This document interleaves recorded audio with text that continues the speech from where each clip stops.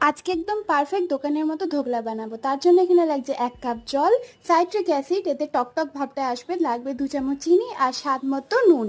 এবার সবকিছু ভালোভাবে মিশিয়ে 2 কাপ মতো বেসন দিয়ে দেব।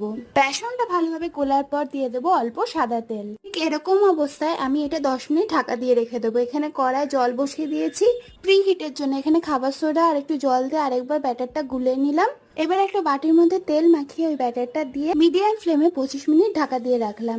তারপর 25 মিনিট পর দেখো একটা কাঠি দিয়ে দেখলাম আমাদের ধোকলা কিন্তু পারফেক্ট রেডি। তারপর এর ওপর তরকার জন্য লাগছে সাদা তেল, গোটা সর্ষে, কারি পাতা, গোটা লঙ্কা, হিং সবকিছু ভেজে নেওয়ার পর জল দিয়ে নুন আর একটু চিনিটা বেশি করে দিতে হবে। ভালোভাবে ফুটে যাবার পর গ্যাসের ফ্লেমটা অফ করে দিয়ে দিতে হবে লেবুর রস। এবার ধোকলাটাকে একটা থালায় ঢেলে ভালোভাবে আমি কেটে নেব। আর দেখতে পাচ্ছ কতটা স্পঞ্জি হয়েছে। এবার এর ওপর তরকাটা আমি দিয়ে দিলাম। ভিডিওটা ভালো লাগলে প্লিজ সাবস্ক্রাইব।